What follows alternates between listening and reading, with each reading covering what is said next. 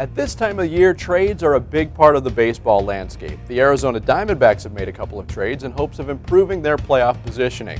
Got us to thinking, what is the best trade in Arizona Diamondbacks history? A subject we'll debate next on this edition of the Arizona Sports Face-Off.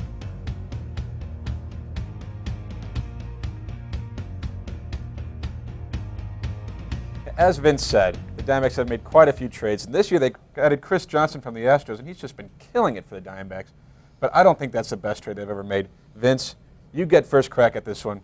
What say you? December 28th, 1998, the Diamondbacks traded disappointing outfielder Karim Garcia to the Detroit Tigers for one Luis Gonzalez, which wasn't by any means a blockbuster at the time. No, Gonzalez had a pretty nondescript career at that point, but something with the desert agreed with Luis Gonzalez. That first year, he goes crazy, hits .336, drives in 111 runs, leads the National League in hits, makes the All-Star team, and most importantly, Adam, sets the table for a National League West winning team with the Arizona Diamondbacks. And that was part of a magical 5-year run. We know about 2001. We'll get into that as well. Right. No, that's a good trade. Luis Gonzalez provided some good stuff for the Diamondbacks, but the best trade, easily, Albie Lopez and Mike DeFelice in 2001 led them to Curt Schilling in 2000, July 2000. The Diamondbacks sent a bunch of players to Philadelphia. A bunch. Travis Lee, Vicente Padilla, Nelson Figueroa. I think there's another player under them. Omar Dahl, I believe, was in that trade.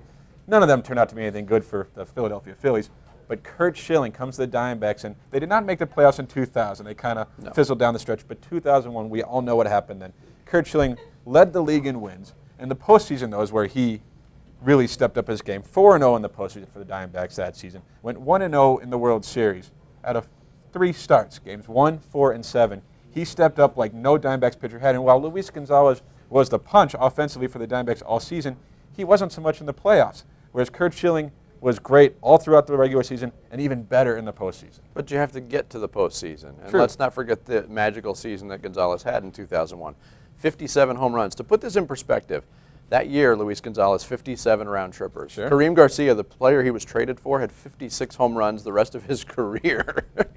And like I said, you have to get there first. And when it came down to it, Schilling was unbelievable in 2001, as well as Randy Johnson. And most people will credit them for that World Series As win. well they should.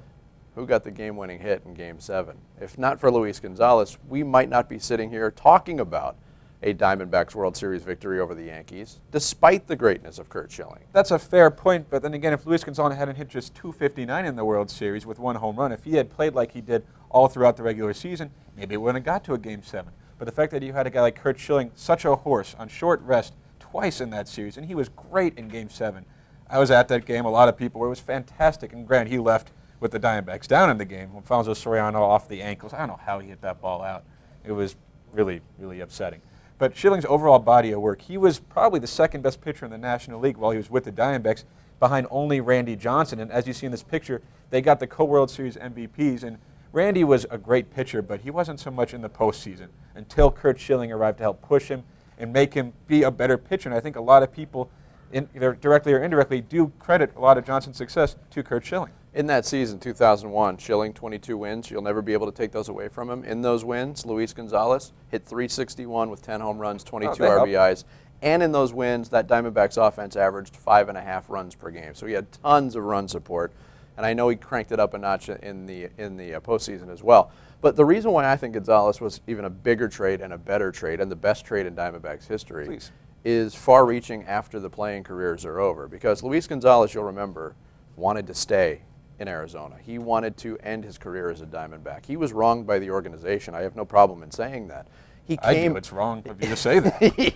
He came back and still to this day works in the front office. He's an ambassador for the Arizona Diamondbacks. Curt Schilling kind of took the money and ran. I mean, he did get traded to Boston, but once he left Arizona, despite the fact that he grew up here and went to Shadow Mountain High School, My high school. your alma mater, Go Matadors. he never looked back. He kind of became a Red Sox, and he's more synonymous with Red Sox victories in the World Series than he is with the Diamondbacks. And he still doesn't have a very good relationship with this organization. Now, he got traded because he wanted to go to a winning team. Luis Gonzalez, at the tail end of his career, you're kind of figuring the time he spent with the Florida Marlins, the time he spent with the Los Angeles Dodgers, and you can't tell me he didn't go to the Dodgers in part to try to stick it to the Diamondbacks, the team he wrongly felt wronged him. But only because he was traded in the first place.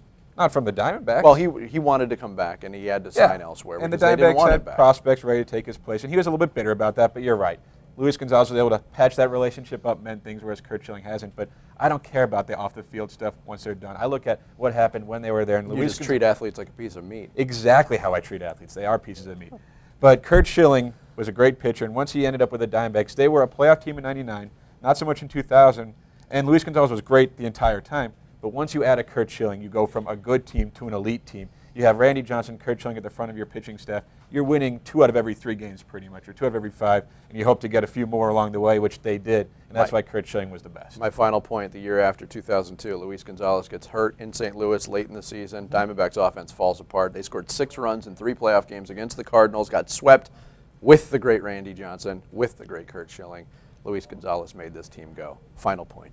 Well, you can't argue with how Schilling played in that postseason, but you're right. The offense was terrible with Gonzalez out. So the guy with the wrinkled shirt over here, he says, is this high definition? Can he people even says see Curt that? Schilling. I say Luis Gonzalez was the best trade in Diamondbacks history. Now you can be heard. Go to the face-off page at ArizonaSports.com, vote in the poll, maybe leave a comment, and let us know what you think. For Adam Green, I'm Vince Marotta. We'll see you next time right here on the Arizona Sports Face-Off.